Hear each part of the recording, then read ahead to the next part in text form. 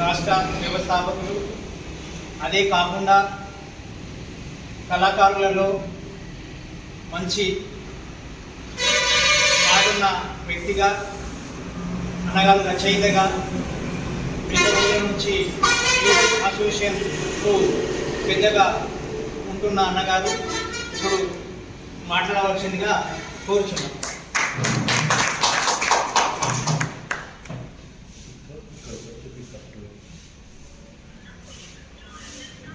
ఈరోజు Rajarajeshwara tiles and marble association Peddapalli జిల్లా అధ్యక్షులు కల్లపల్లి ఆధ్వర్యంలో పెద్దగారు మరియు మోహన్ అన్న, రవీంద్ర అన్న, మనీష్ గారు, మా తెలంగాణ యూట్యూబ్ వెల్ఫేర్ అసోసియేషన్ మన జిల్లా అధ్యక్షులు రామూర్తి గారు, కార్యవర్గ సభ్యులు మరియు ఈ సమావేశాన్ని చేసిన గౌరవ సభ్యులకు ప్రతి ఒక్కరికి పేరు పేరున వందనాలు తెలియజేసుకుంటూ, ఈ కార్యక్రమాలు ఎంతో విలువైనది, గొప్పది. ఒక సంఘ ఐక్యతకు, ఒక సంఘ పటిష్టతకు, మీ ఐక్యతే బలంగా నిరూపించుకోవడానికి, మీ సమస్యలను పరిష్కరించుకోవడానికి మరి ఇంత చక్కటి కార్యక్రమాన్ని చేస్తున్నందుకు మరి జిల్లా కార్యవర్గ సభ్యులకు, దానికి సహకరిస్తున్న మరి గౌరవ సభ్యులకు ప్రతి ఒక్కరికి నేను మనస్ఫూర్తిగా అభినందనలు తెలియజేస్తున్నా. మరి ఈ మీటింగ్ ఎందుకు? నెల ఫస్ట్ తారీఖు నాడు మనం ఎందుకు సమావేశమవుతుంది? దీని ఉద్దేశమే, దీన్ని మీరు కనుక గౌరవ సభ్యులు ఒక్కసారి ఆలోచించుకున్నట్టయితే మీ సమస్యల పరిష్కారానికి, మీ హక్కుల సాధనకు, మీరు చేస్తున్న పనికి సరి అయిన ఆదాయం వస్తుందా వస్తలేదా, అదే సందర్భంలో ఒకట మరి మీకు నెలకు సరిపడా ఉపాధి దొరుకుతుందా దొరుకుతలేదా, మరి దొరకనట్టయితే దీనికి కారణాలేంటి, లోపాలేంటి, ఇవన్నింటినీ మీరు ఇటువంటి సమావేశం లోపల చర్చించుకోవాల్సిన సందర్భం ఉన్నది. ఇక్కడికి వచ్చిన వాళ్ళు ప్రతి ఒక్కరు ఎంతో మేధాస్తులు, ఎంతో శక్తిమంతులే. ఇక్కడ కూర్చున్నంత మాత్రాన పెద్దలు కాదు, అటు కూర్చున్నంత మాత్రాన చిన్నవాళ్ళు కాదు. కాకపోతే ఒక సంఘాన్ని ముందుకు తీసుకుపోవడానికి, దానికి నాయకత్వం వహించి మీ అందరి మన్నన పొంది, మీ అందరి ఆశీస్సులతోటి మీకు మెరుగైన సేవలు అందించినప్పుడు మాత్రమే ఇక్కడ కూర్చోవడానికి అవకాశం ఉంటుంది. ఒకవేళ మీకు సేవలు అందించని పక్షం లోపల ఇక్కడ ఉన్న వాళ్ళు కూడా మళ్ళీ మీ వెనుక స్థానంలో కూడా కూర్చునే అవకాశం ఏర్పడింది. కాబట్టి మనం ఎవరు ఎక్కడ కూర్చున్నది అనేది కాకుండా ఇక్కడ ఉన్న సమస్యలకు చిత్తశుద్ధితో పనిచేస్తున్నప్పుడు మీరు నువ్వు మాట్లాడాలని తన అనుడు కాదు. మీ లోపల మీరు వచ్చిన వాళ్ళు మీరు ఒకసారి పరిచయం చేసుకోవాలి. మీ గ్రామం, మీ పేరు, మీరు చేస్తున్న వృత్తి. ఇది ఏమైందంటే దీని ద్వారా రేపు న్యూస్ ద్వారా బయటికి పోయినప్పుడు ఆయన మనవనోడు పనిచేస్తాడరా ఒకసారి ఫోన్ చేయి, మీకు ఒక పబ్లిసిటీ జరుగుతుంది. నిన్ను నువ్వు పరిచయం చేసుకోవడం వల్ల నీ వృత్తిని గౌరవించుకున్నాను అవుతావు. దాని ద్వారా మీకు ఉపాధి దొరికినట్టు అవుతుంది.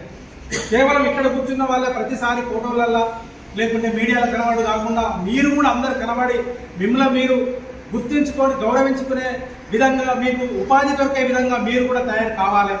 ప్రతి ఒక్కరు మీరు మాట్లాడకండి, మీరు వచ్చి మీ పేరు చెప్పండి, మీ గ్రామం చెప్పండి, మీ సెల్ నెంబర్ చెప్పండి. దీనిలో ఒక్కొక్కరికి ఒక్కొక్క రకమైన వ్యక్తుల మీద అభిమానం ఉంటాయి. ఇప్పుడు ఎంతో కూర్చున్నాడు, కానీ మా బిల్డింగ్ మొత్తం వర్క్ చేసినాయి.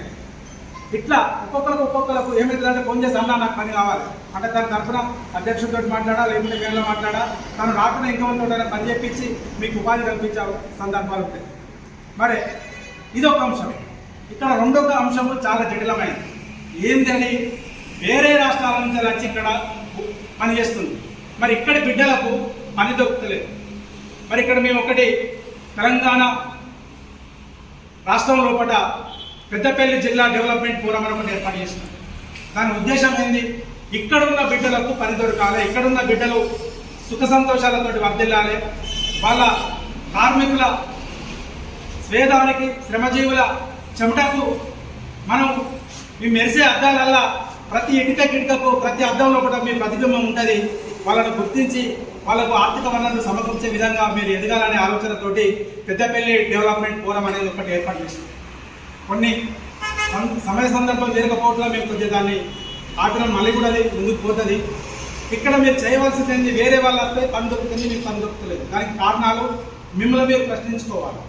ఇక్కడ ఏమవుతుంది, ఒక ఇంటి యజమాని వాడు ఎవడో తెలియదు, వాడు ఉంటాడా తెలియదు, వాడు పని పూర్తిగా చేస్తాడా తెలియదు, ఎట్లా చేస్తాడో తెలియదు.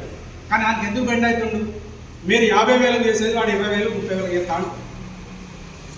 ఇల్లు కట్టుకునే వ్యక్తి ఏమనుకుంటాడు, అరే నాకు 20,000 30,000 లాభం అవుతుంది అనే ఆశతోటి వాళ్ళతో పనులు చేయించుకుంటే కొన్ని పనులు మధ్యలో విడిచిపెట్టి, కొన్ని పనులు పూర్తి చేయక, కొన్ని పనులు అర్ధాంతరంగా వదిలిపెట్టిపోతే మీరు మిమ్మల్ని బతిలాడి మళ్ళీ మీకు డబ్బులు ఇచ్చి చేసుకునే పరిస్థితి కూడా వాళ్ళకు కూడా కలుగుతుంది. కాబట్టి ఇక్కడున్న పెద్దపల్లిలో ఒకటి ఉండనే కాదు, టోటల్గా ఎక్కడ ఏ ఇంటి యజమానైనా మీరు ఎవరితోటైనా పని చేయించుకోండి, ఏ రాష్ట్రం వ్యక్తి అయినా పర్లేదు.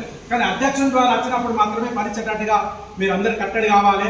వాళ్ళని కూడా మనం పొమ్మంటలేము, వాళ్ళని కూడా జీవించాలి, వాళ్ళు కూడా బతకాలి. ఎందుకంటే మన దగ్గర నుంచి కూడా వేరే రాష్ట్రాలల్లో వేరే దేశాలలో కూడా మన వాళ్ళు కూడా బతుకుతుండ్రు. బతుకుదేరు అనేది మనిషి హక్కు, ఎక్కడైనా బతకచ్చు. కానీ ఇక్కడున్న వాళ్ళ పుట్టగొట్టి బతకడం అనేది మనకు వ్యతిరేకం, వాళ్ళు వ్యతిరేకంగా. మరి దీనికి మీరు తీసుకునే చర్యలేంది? ఎక్కడ పని జరిగినా ఆ వ్యక్తి దగ్గరికి మీరు అందరూ ఇప్పుడు ఇక్కడ ఒక 20 మంది ఉన్నాం, మీరు 20 మంది కనుక పోయినట్టయితే మాతోటి సభ్యత్వం తీసుకో, మా మెంబర్షిప్ తీసుకో, మా మీటింగ్ అటెండ్గా, అట్లయితేనే మీరు పనిచేయాలి అని మీరు ఖచ్చితంగా ఉన్నట్టయితే మీకు మీరు సహకరించి మీ సమస్యలు పరిష్కరించడానికి మేము ముందుకు వస్తాం.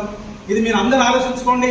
వీడికి రాని వాళ్ళు కూడా నేను ఒక్కరిని పోకుంటే ఏమవుతుందంటే అక్క అందరూ అనుకున్నట్టయితే ఇక్కడ సంఘం నడవది, రేపు మీకు భవిష్యత్తు ఉంటుంది. మళ్ళీ మనం భీమండికో దుబాయ్కో లేకుంటే ఎక్కడికో వలసలు పోవాల్సి వస్తుంది, భార్య పిల్లలను వదిలిపెట్టి నరక యాతన అనుభవించాల్సి వస్తుంది. అందు గురించి వాళ్ళు ఏ పని చేస్తుండో వాళ్ళు 50,000 అన్న కాడ వీళ్ళు 20,000 అన్నారంటూ మీ 30,000 చేస్తామని చేయండి, నాణ్యతతోటి చేయండి, యజమానుల మన్నన పొందండి. వాళ్ళు ఇంకొకరి ఇంటికి మావాడు బాగా చేసిండు వీళ్ళని మాత్రం మంచిగా చేస్తారని చెప్పేటట్టుగా మీ ఫలితాన్ని కల్పించుకొని వేరే ఇంటి యజమానికి వాళ్ళు చెప్పి మిమ్మల్ని ఫోన్ చేసినట్టుగా మీరు తయారు కావాలని అట్లయితే నేను ఆశిస్తున్నా. ఇంకా మూడొక అంశం, మరి ఇక్కడ ఉన్న వాళ్ళంతా కష్టజీవులు. అన్న చెప్పిండు ఇప్పుడు రామూర్తి అన్న, రెక్కాడితే డొక్కాడదు. ఏ రోజుకి ఆ రోజు మనం చేసుకుంటే కానీ జీవనం గడిచే పరిస్థితి లేదు. మరి ఈ సందర్భాలల్లో మనకు ఆరోగ్యం బాగా లేకుంటే ఇప్పుడున్న పరిస్థితులలో అట్టి సడిది జనమత్తే కూడా దాగుండాలకు పోతే 20-30,000 అవుతుంది. మరి నువ్వు నెలంతా కష్టపడితే కూడా నీకు 30,000 అవుతుంది. దీనికోసం మన జిల్లా నుంచి వెళ్ళి రాష్ట్రం వరకు కూడా కార్మిక శాఖ మంత్రి దగ్గరికి పోయి మన గౌరవ మంత్రివర్యులు వివేక్ గారి దగ్గరికి పోయి రిప్రజెంటేషన్ ఇచ్చే విధంగా కూడా తీసుకోవాలి. ఈ ఆరోగ్య భద్రతతో పాటు మీ పిల్లలకు ఎలాంటి టెస్టులు లేకుండా, ఎలాంటి ఇంటర్వ్యూలు, ఎలాంటి రాత పరీక్షలు లేకుండా గురుకులాలలో మీ పిల్లలకు చదువు చెప్పే విధంగా కూడా ఒక ప్రణాళిక తీసుకురావాలి. అదేవిధంగా మీరు ఎంతోమందికి ఇల్లు కట్టి ఇల్లు నిర్మిస్తున్నారు, కానీ చాలామంది మన పేద బిడ్డలకు ఇల్లు లేవు. మరి మీకు ప్రభుత్వము ఫస్ట్ ప్రయారిటీ లోపల ఈ కార్మిక బిడ్డలకు మరి ఆ డబుల్ బెడ్రూమ్ లోపల అవకాశం ఇచ్చి మిమ్మల్ని ఆదుకోవాల్సిన అవసరం కూడా ఉంటుంది. ఇంకా వీటన్నిటికంటే ముందు ఏ కారణం చేతనైనా ఏ వ్యక్తికైనా అనుకోకుండా ఏదైనా జరిగినట్టయితే మరి ఒక రైతు బీమా 5 లక్షలు ఇస్తాను. ఇంకా వేరే వాళ్ళకి ఇంకా బీమాలు ఉన్నది. అట్లనే ఏ కార్మికుడైనా అనుకోకుండా ఏదైనా జరిగినట్టయితే మీకు 10 లక్షలు ఇచ్చే విధంగా జీవో తీసుకురావడానికి మనందరం కలిసి కృషి చేయాల్సిన అవసరం ఉన్నది. దీన్ని ఒక ఎజెండా రూపొందించుకొని మన రాష్ట్ర ప్రభుత్వానికి ఇక్కడ ఉన్న ఎమ్మెల్యేకు కలెక్టర్కు ఒక రిప్రజెంటేషన్ ఇచ్చి మీ హక్కుల సాధనకు మీరు అందరూ ఐక్యతతోటి ముందుకు సాగుతారని ఆశిస్తూ నాకు ఈ అవకాశం ఇచ్చిన వేదిక మీద ఉన్న పెద్దలకు మరి మీ అందరికీ నేను మనస్ఫూర్తిగా ధన్యవాదాలు తెలియజేస్తున్నాను.